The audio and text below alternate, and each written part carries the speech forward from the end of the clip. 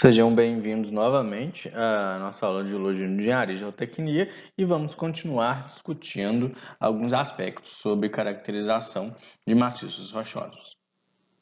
Além daquelas diversas características que nós levantamos na última aula, na primeira parte, o estado de alteração é de grande importância, porque a gente sabe que quanto mais alterados os materiais, menor a sua resistência mecânica. E aqui tem-se duas tabelas para caracterização quanto ao estado de alteração. Nessa primeira que são os graus de coerência. C1 a C4 de uma rocha coerente a uma rocha incoerente. De uma rocha que ela, como uma rocha incoerente, que ela desagrega até com a pressão, sob pressão dos dedos, sendo uma rocha mais friável, e uma rocha coerente, que ela vai se quebrar com dificuldade ali ao ser percutida por martelo de geólogo.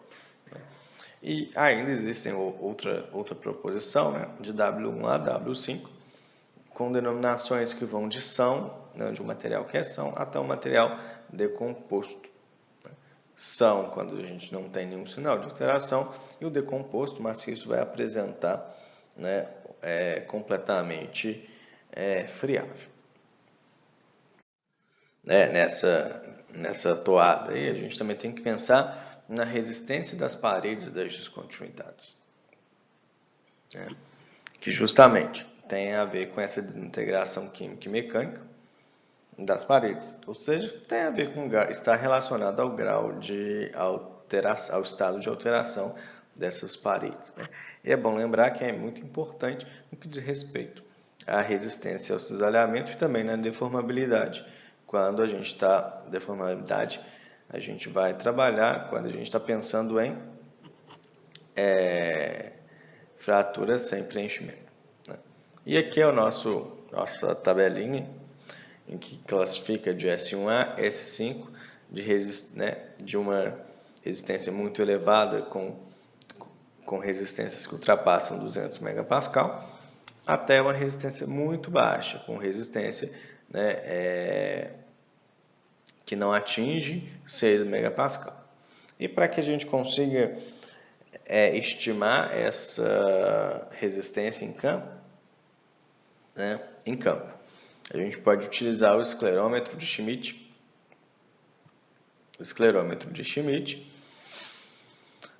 E com os dados, com o número de rebotes, que é o resultado que o esclerômetro de Schmidt nos fornece, e com base no número de rebotes, no ângulo, na orientação do martelo, quando a gente ensaiou essa rocha em campo, e também o peso volúmico do material que é amostrado, a gente consegue estimar a resistência com pressão uniaxial desses materiais.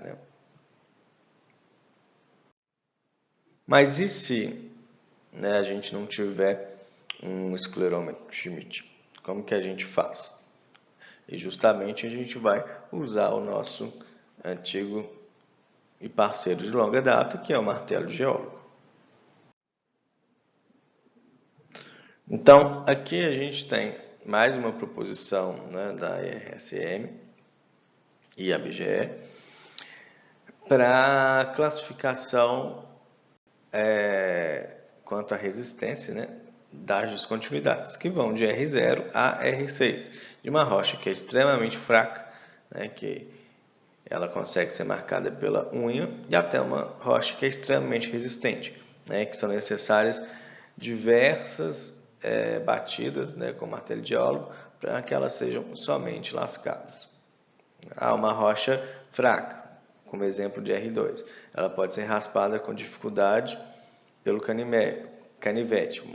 Já uma rocha R4, que é uma rocha resistente, ela vai requerer mais de um golpe de martelo para fraturar-se. Então, é um método com o qual a gente consegue estimar isso. Obviamente que se a gente tiver resultado de ensaios de compressão axial, melhor ainda que foram ensaios de laboratório, condições um pouco mais controladas do que batidas com martelo de geólogo, né? Então, a gente consegue fazer uma comparação, né, dessas siglas, né, da classificação de R0 a R6 com faixas de resistência, né? R0 ali atingindo 0,5, né, a faixa de 0,25 e 1 megapascal, até R6 atingindo resistências superiores a 250 megapascal. Um aspecto importante, né, que deve ser observado é o número de famílias de descontinuidades que seccionam o maciço rochoso, né?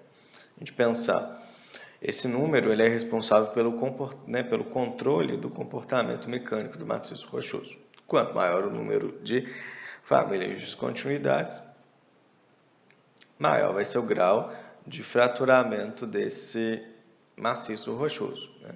Então, e isso vai, de certa maneira, vai determinar a deformação do maciço rochoso sem provocar fraturamento na rocha intacta, ou seja, a movimentação desse maciço somente por meio dos planos, né, das descontinuidades ali presentes. E isso, a gente acaba, esse número de famílias, só ressaltando, ela representa o grau de fraturamento. E quando a gente fala em grau de fraturamento, né, o grau de fraturamento, ele reflete o quê? Né? Sim, ele vai refletir a qualidade desse maciço rochoso. E essa qualidade do maciço rochoso vai ser expressa em termos de RQD, Rock Quality Designation, que é uma proposição de Deary em 64. E o RQD ele vai ser feito sobre furos de sondagem, né, na qual serão analisadas as frequências e o espaçamento das descontinuidades que seccionam ali, que interceptavam esse furo de sondagem. E de que forma vai funcionar isso?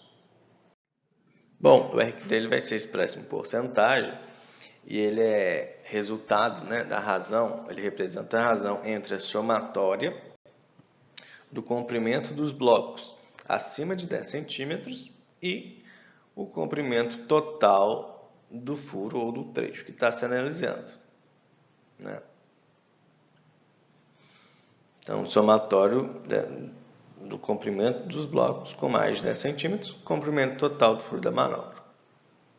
Então, vamos fazer um exemplo aqui. Bom, basicamente, temos 2 metros de furo de sondagem e aqui os fragmentos que foram descritos.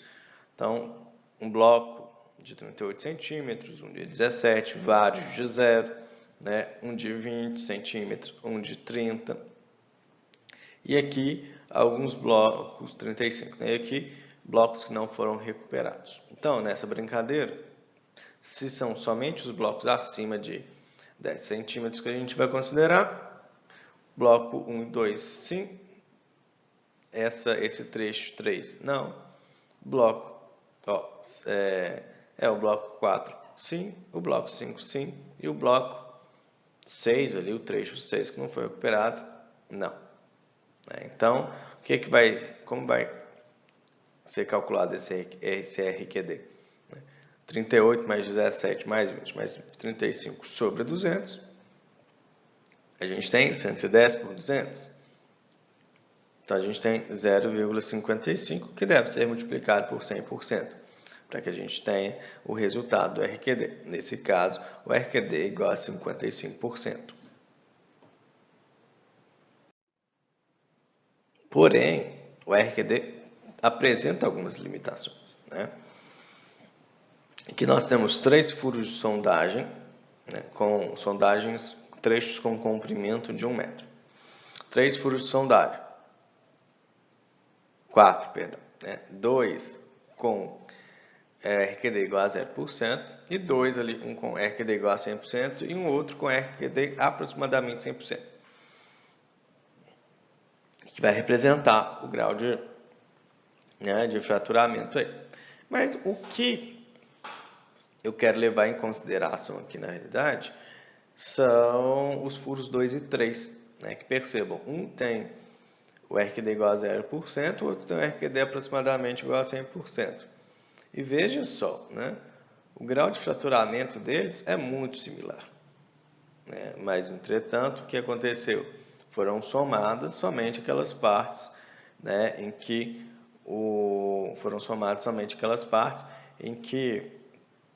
o ponto médio aqui, né, ultrapassasse os 10 centímetros. Então, aqui a gente tem um maciço de muita baixa qualidade e aqui um maciço de excelente qualidade.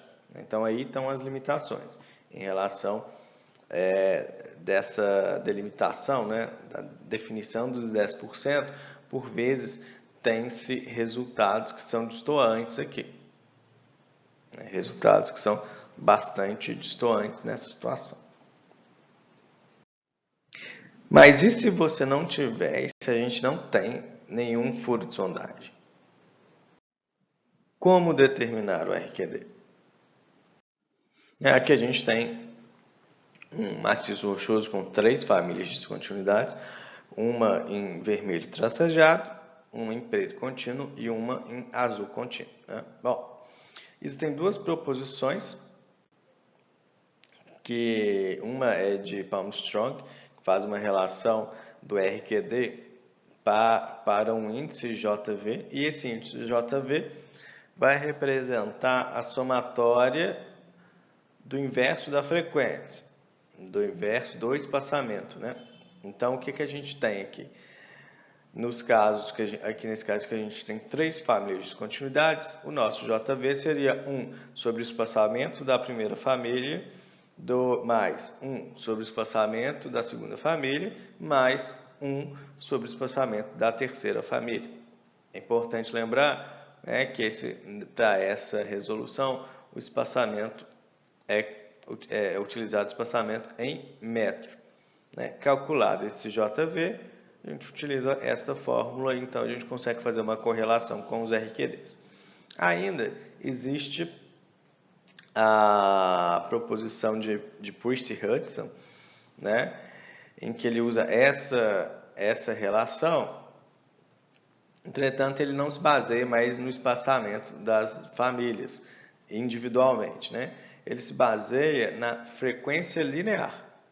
E para isso, para a gente determinar uma frequência linear, a gente também vai precisar de uma trena. E como que essa frequência linear vai ser estimada? A gente vai esticar a trena na face do talude, enfim, do maciço,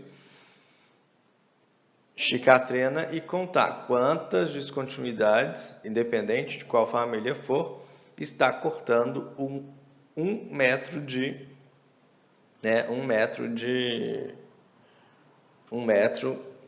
trena.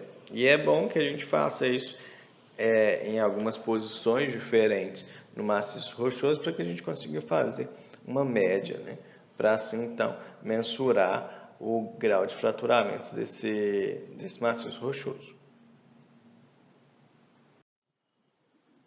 Agora pare. Ficamos por aqui com caracterização de maciço rochoso. Nosso próximo passo agora é classificá-los. Até mais.